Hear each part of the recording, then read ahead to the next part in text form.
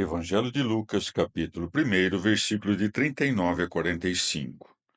Naqueles dias, levantando-se Maria, foi com pressa às montanhas, a uma cidade de Judá. Entrou em casa de Zacarias e saudou Isabel. Aconteceu que, apenas Isabel ouviu a saudação de Maria, o menino saltou no seu ventre, e Isabel ficou cheia do Espírito Santo, e exclamou em alta voz: Bendita és tu entre as mulheres, e bendito é o fruto do teu ventre. Donde a mim está dita que a mãe do meu Senhor venha ter comigo? Porque logo que a voz da tua salvação chegou aos meus ouvidos, o menino saltou de alegria no meu ventre. Bem-aventurada a que acreditou, porque se hão de cumprir as coisas que da parte do Senhor foram ditas. Palavra da salvação. Comentário Lucas 1, de 39 a 45, Santo Agostinho.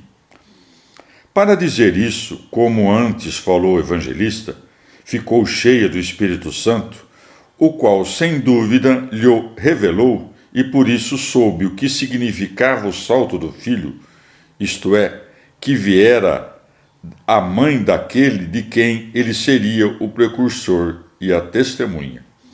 O significado de um fato tão importante pôde ser conhecido por adultos, não por uma criança, pois não disse, saltou de fé a criança no meu ventre, mas saltou de alegria. Pois vemos que o salto não somente é próprio das crianças, mas também dos cordeiros, cujos saltos não procedem da fé, nem da religião, nem de qualquer conhecimento racional. Mas esse salto é novo e inusitado, porque tem lugar no ventre e com a vinda daquela que haveria de dar à luz o Salvador de todos. Portanto, este salto e, por assim dizer, essa saudação dada à Mãe do Senhor, como costuma acontecer nos milagres, realizaram-se divinamente na criança e não humanamente pela criança. Ainda mesmo se o uso da razão e da vontade tivesse sido tão precoce na criança que, desde o ventre de sua mãe, pudesse conhecer, crer e sentir, também isso se deveria considerar uma obra do poder divino e um de seus milagres, e jamais obra da natureza humana. Epístola de São Paulo aos Coríntios, capítulo 15. Lembro-vos, irmãos, o evangelho que vos anunciei, que recebestes, no qual permaneceis firmes, e pelo qual sois salvos, se o guardais como vô-lo anunciei. Do outro modo, tereis acreditado em vão. Transmiti-vos, em primeiro lugar, aquilo que eu mesmo recebi. Cristo morreu por nossos pecados, segundo as Escrituras. Foi sepultado, ressuscitou ao terceiro dia, segundo as Escrituras. Apareceu a Quefas e depois aos 12. Em seguida, apareceu a mais de 500 irmãos de uma vez, a maioria dos quais ainda vive, enquanto alguns já adormeceram. Posteriormente, apareceu a Tiago e depois a todos os apóstolos. Em último lugar, apareceu também a mim como a um abortivo, pois sou o menor dos apóstolos. Nem sou digno de ser chamado apóstolo, porque persegui a igreja de Deus. Mas, pela graça de Deus, sou o que sou. E sua graça, a mim dispensada, não foi estéril. Ao contrário, trabalhei mais do que todos eles. Não eu, mas a graça de Deus que está comigo. Por conseguinte, tanto eu como eles, eis o que proclamamos. Eis também o que acreditastes. Ora, se proclama que Cristo ressuscitou dos mortos, como podem alguns dentre vós dizer que não há ressurreição dos mortos? Se não há ressurreição dos mortos, também Cristo não ressuscitou. E se Cristo não ressuscitou, vazia é a nossa pregação, vazia também é a vossa fé. Acontece mesmo que somos falsas testemunhas de Deus, pois atestamos contra Deus que ele ressuscitou a Cristo, quando de fato não ressuscitou, se é que os mortos não ressuscitam. Pois se os mortos não ressuscitam, também Cristo não ressuscitou. E se Cristo não ressuscitou, ilusória é a vossa fé, ainda estáis nos vossos pecados. Por conseguinte, aqueles que adormeceram em Cristo estão perdidos. Se temos esperança em Cristo somente para esta vida, somos os mais dignos de compaixão de todos os homens. Mas não. Cristo ressuscitou dos mortos, primícias dos que adormeceram. Com efeito, visto que a morte veio por um homem, também por um homem vem a ressurreição dos mortos. Pois, assim como todos morrem em Adão, em Cristo todos receberão a vida. Cada um, porém, em sua ordem. Como primícias, Cristo. Depois, aqueles que pertencem a Cristo, por ocasião da sua vinda. A seguir haverá o fim, quando ele entregar o reino a Deus Pai, depois de ter destruído todo o principado, toda autoridade, todo poder. Pois é preciso que ele reine, até que tenha posto todos os seus inimigos debaixo dos seus pés. O último inimigo a ser destruído será a morte, pois ele tudo pôs debaixo dos pés dele. Mas quando ele disser, tudo está submetido, evidentemente, excluir-se-á aquele que tudo lhe submeteu. E quando todas as coisas lhe tiverem sido submetidas, então o próprio Filho se submeterá àquele que tudo lhe submeteu, para que Deus seja tudo em todos. Se não fosse assim, que proveito teriam os que se esgotam pelos mortos? Se os mortos realmente não ressuscitam, por que se esgotam por eles? E nós mesmos, por que a todo momento nos expomos ao perigo? Diariamente estou exposto à morte, tão certo, irmãos, quanto vós sois a minha glória em Jesus Cristo nosso Senhor. De que me teria adiantado lutar contra os animais em Éfeso, se tivesse apenas interesses humanos? Se os mortos não ressuscitam, comamos e bebamos, pois amanhã morreremos. Não vos deixeis iludir. As más companhias corrompem os bons costumes. Tornai-vos sóbrios, como é necessário, e não pequeis, pois alguns dentre vós tudo ignoram a respeito de Deus. Digo-o para a vossa vergonha. Mas dirá alguém, como ressuscitam os mortos? Com que corpo voltam? Insensato! O que semeais não readquire vida, a não ser que morra. E o que semeais não é o corpo da futura planta que deve nascer, mas um simples grão de trigo ou de qualquer outra espécie. A seguir, Deus lhe dá corpo como quer. A cada uma das sementes, ele dá o corpo que lhe é próprio. Nenhuma carne é igual às outras, mas uma é a carne dos homens, outra a carne dos quadrúpedes, outra a dos pássaros, outra a dos peixes. Há corpos celestes e há corpos terrestres. São, porém, diversos o brilho dos celestes e o brilho dos terrestres. Um é o brilho do sol, outro o brilho da lua e o outro o brilho das estrelas. Até de estrela para estrela há diferenças de brilho. O mesmo se dá com a ressurreição dos mortos. Semeado corruptível, o corpo ressuscita incorruptível. Semeado desprezível, ressuscita reluzente de glória. Semeado na fraqueza, ressuscita cheio de força. Semeado corpo psíquico, ressuscita corpo espiritual. Se há um corpo psíquico, há também um corpo espiritual. Assim está escrito: o primeiro homem, Adão, foi feito alma vivente. O último Adão tornou-se espírito que dá a vida. Primeiro foi feito não o que é espiritual, mas o que é psíquico.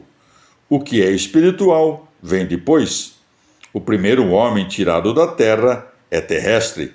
O segundo homem vem do céu. Tal foi o homem terrestre, tais são também os terrestres. Tal foi o homem celeste, tais serão os celestes. E assim como trouxemos a imagem do homem terrestre, assim também traremos a imagem do homem celeste. Digo-vos, irmãos, a carne e o sangue não podem herdar o reino de Deus, nem a corrupção herdar a incorruptibilidade. Eis que vos dou a conhecer um mistério. Nem todos morreremos, mas todos seremos transformados. Num instante, num abrir e fechar de olhos, ao som da trombeta final. Sim, a trombeta tocará, e os mortos ressurgirão incorruptíveis, e nós seremos transformados. Com efeito, é necessário que este ser corruptível revista a incorruptibilidade, e este ser mortal revista a imortalidade. Quando, pois, este ser corruptível tiver revestido a incorruptibilidade, e este ser mortal tiver revestido a imortalidade, então cumprir-se-á a palavra da Escritura. A morte foi absorvida na vitória. Morte, onde está a tua vitória? Morte, onde está o teu aguilhão? O aguilhão da morte é o pecado, e a força do pecado é a lei. Graças se rendam a Deus, que nos dá a vitória por nosso Senhor Jesus Cristo. Assim, irmãos bem-amados, sede firmes, inabaláveis, fazei incessantes progressos na obra do Senhor, ciente de que a vossa fadiga não é vã no Senhor. Palavra do Senhor. Salmo 45. Brota-me do coração um belo tema. Dedico meu poema a um rei. Minha língua é ágil pluma de escriba. És o mais belo dos homens. Em teus lábios se difunde a graça. Porque Deus te abençoa para sempre. Cinge no teu flanco a espada. Valente é teu ornamento e teu orgulho. Cavalga vitorioso pela verdade e pela justiça. Tua direita te ensine a realizar proezas. Tuas flechas são agudas. Os exércitos se rendem a ti. Os inimigos do rei se acovardam. Teu trono, como o de um Deus, permanece para sempre. Cetro de retidão é teu cetro real. Amas a justiça e odeias a iniquidade. Por isso, entre todos os teus companheiros, Deus, o teu Deus, te ungiu com perfume de festa. Tuas vestes têm perfume, de mirra, aloé e acácia, e nas salas de marfim as harpas te festejam. Filhos de reis, vêm ao teu encontro, de pé à tua direita está a rainha, ornada com ouro de Ofir. Escuta, filha, vê, dá ouvidos, esquece teu povo e a casa paterna. O rei está apaixonado por tua beleza. Presta-lhe homenagem, pois ele é teu senhor. A cidade de Tiro virá com presentes. Os magnatas buscarão o teu favor. Com todas as honras, a princesa entra, vestida de tecido de ouro e brocados. Conduzem-na até o rei. Um séquito de virgens a segue. Conduzem-na com alegria e algazarra. Vão entrando no palácio real. Em lugar de teus pais, terás filhos, e os nomearás príncipes por todo o país. Quero tornar memorável o teu nome, de geração em geração. Aí, assim os povos te darão graças pelos séculos dos séculos. Palavra do Senhor. Transposição cristã do Salmo 45, por Luiz Alonso. O escriba ou notário que quis imortalizar um nome não quis recordar-se dele, ou alguém mais tarde o apagou. É preciso preencher o vazio? De que rei se trata? De nenhum, de qualquer, do Messias? De nenhum em particular, é peça de repertório. De qualquer, há a escolha do comentador, do Messias. A terceira identificação está garantida para os cristãos pela citação dos versículos de 7 a 8 em Hebreus 1, de 8 a 9, e é transmitida por uma tradição compacta e numerosa. Simplificando, reduzirei a três as opiniões sobre o possível sentido messiânico do Salmo. Em nenhum sentido, Butenweiser, em sentido espiritual, tipológico, alegórico, em sentido literal. Para ilustrar a terceira opinião, resumirei as razões de Phillips, 1846. O Salmo não se pode aplicar a Salomão, porque não foi batalhador. Seus filhos não foram príncipes por toda a terra. O rei é chamado Deus e não alcançou o renome prometido no final. Muito menos se pode aplicar a outros reis hebreus. Somente aplicado a Cristo tem sentido. Embora o Novo Testamento não sugira seu verdadeiro sentido, o Salmo é tão sugestivo em seus pontos principais que qualquer investigador humilde e sem preconceitos haverá de ser levado irremissivelmente ao sentido pretendido pelo autor inspirado. Que o rei porte o título de Deus o prova. Porque os salmos coraitas usam exclusivamente para a divindade, porque um trono eterno não pode ser propriedade de um rei terreno, porque em caso contrário anula-se o argumento da carta aos Hebreus, porque nunca no Antigo Testamento se chama Deus a rei individual da nação hebraica. Hoje em dia, a opinião dominante é que, em sua origem, o salmo se referia a um rei de Judá, que mais tarde se começou a projetar para o Messias, que na Igreja Antiga se afirmou e desenvolveu seu sentido messiânico, sem excluir do todo um sentido literal histórico. Na exegese, procurei explicar o Salmo em seu sentido literal, no seu contexto histórico.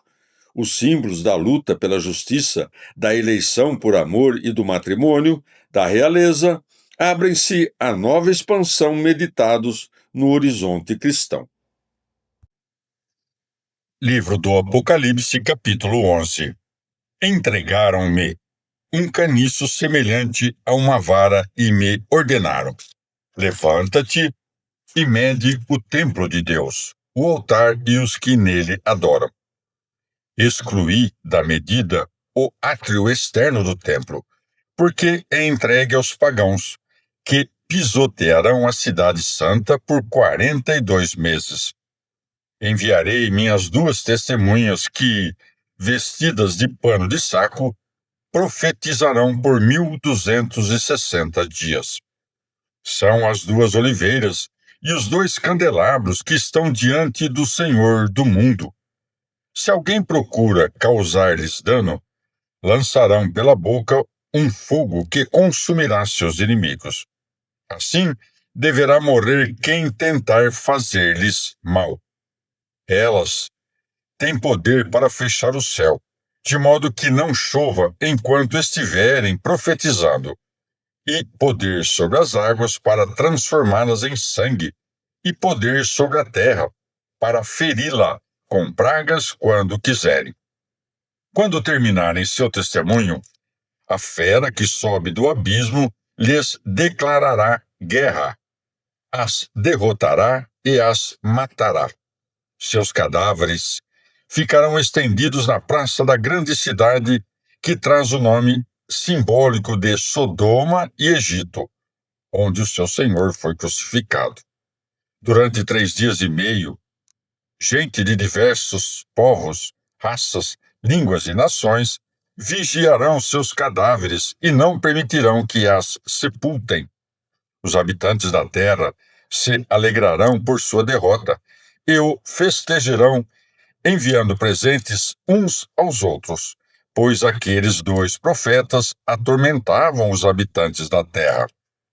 Passados 3 dias e meio, o sopro de vida de Deus penetrou neles e se puseram de pé.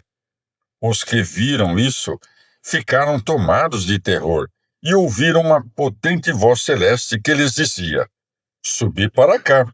Subiram ao céu numa nuvem, enquanto seus inimigos olhavam para eles. Nesse momento, sobreveio um grande terremoto, e a 10ª parte da cidade desmoronou, e 7.000 pessoas morreram no terremoto. Os restantes se aterrorizaram e confessaram a glória do Deus do céu. O segundo ai passou. Eis que chega logo o terceiro. O 7º anjo deu um toque de trombeta. Vozes potentes ressoaram no céu. Chegou ao mundo o reinado de nosso Senhor e de seu Messias, e reinará pelos séculos dos séculos. Os 24 anciãos, sentados em seus tronos diante de Deus, caíram de bruços e adoraram a Deus, dizendo: Nós te damos graças, Senhor, Deus Todo-Poderoso, aquele que é e era, porque assumiste o poder supremo e o reinado. Os pagãos se enfureceram, mas sobreveio tua cólera, a hora de julgares os mortos e dares o prêmio aos teus servos, aos profetas, aos santos, aos que respeitam teu nome, pequenos e grandes, a hora de destruíres os que destroem a terra. Abriu-se no céu o templo de Deus, e apareceu no templo a arca de sua aliança. Houve relâmpagos, estampidos, trovões, um terremoto e forte chuva de pedras. Palavra do Senhor. Da Constituição Apostólica Munificentíssimos Deus, do Papa Pio XII, século XX. Teu corpo é santo e cheio de glória. Nas homilias e orações para o povo na festa da Assunção da Mãe de Deus, santos padres e grandes doutores dela falaram como de uma festa já conhecida e aceita. Com a maior clareza a expuseram. Apresentaram em seu sentido e conteúdo com profundas razões, colocando especialmente em plena luz o que essa festa tem em vista. Não apenas que o corpo morto da Santa Virgem Maria não sofrera corrupção, mas ainda o triunfo que ela alcançou sobre a morte e a sua celeste glorificação, a exemplo de seu unigênito, Jesus Cristo. São João Damasceno, entre todos os mais notável pregoeiro dessa verdade da tradição, comparando a assunção em corpo e alma da Mãe de Deus com os seus outros dons e privilégios, declarou com vigorosa eloquência: convinha que aquela que guardara ilesa a virgindade no parto, conservasse seu corpo, mesmo depois da morte, imune de toda corrupção. Convinha que aquela que trouxera no seio o Criador como criancinha fosse morar nos tabernáculos divinos. Convinha que a esposa, desposada pelo Pai, habitasse na câmara nupcial dos céus. Convinha que, tendo demorado o olhar em seu filho na cruz e recebido no peito a espada da dor, ausente no parto, o contemplasse assentado junto do Pai. Convinha que a Mãe de Deus possuísse tudo o que pertence ao Filho e fosse venerada por toda criatura como mãe e serva de Deus. São Germano de Constantinopla julgava que o fato de o corpo da Virgem Mãe de Deus estar incorrupto e ser levado ao céu não apenas concordava com a sua maternidade divina, mas ainda conforme a peculiar santidade deste corpo virginal. Tu, está escrito, surges com beleza. Salmo 44, 14. e teu corpo virginal é todo santo, todo casto, todo morada de Deus, de tal forma que ele está para sempre bem longe de desfazer-se em pó, imutado, sim, por ser humano, para a excelsa vida da incorruptibilidade. Está vivo e cheio de glória, incólume e participante da vida perfeita. Outro antiquíssimo escritor assevera, portanto, como gloriosa Mãe de Cristo, nosso Deus Salvador, doador da vida e da imortalidade, foi por ele vivificada para sempre em seu corpo na incorruptibilidade. Ela a ergueu do sepulcro e tomou para si, como só ele sabe. Todos esses argumentos e reflexões dos santos padres apoiam-se como em seu maior fundamento nas Sagradas Escrituras.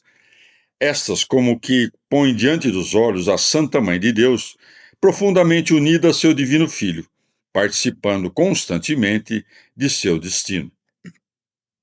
De modo especial, é de lembrar que, desde o segundo século, os santos padres apresentam a Virgem Maria qual nova Eva para o novo Adão, intimamente unida a ele, embora com submissão, na mesma luta contra o inimigo infernal, como tinha sido previamente anunciado no proto-evangelho, Gênesis 3,15, luta que iria terminar com a completa vitória sobre o pecado e a morte, coisas que sempre estão juntas nos escritos do apóstolo das gentes, Romanos 5 e 6, 1 Coríntios 15, 21 a 26, 54 a 57.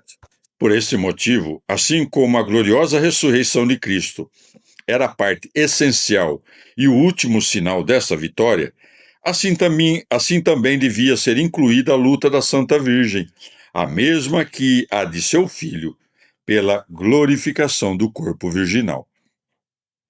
O mesmo apóstolo dissera: quando o que é mortal se revestir de imortalidade, então se cumprirá o que foi escrito.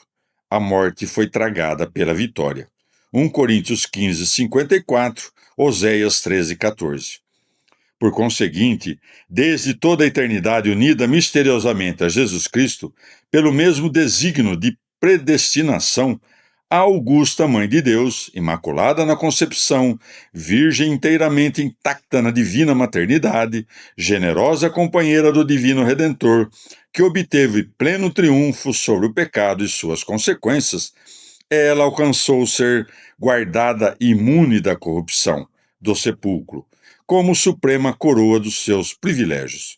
Semelhantemente a seu filho, uma vez vencida a morte, foi levado em corpo e alma à glória celeste, onde rainha refugia à direita do seu filho, o imortal Rei dos séculos.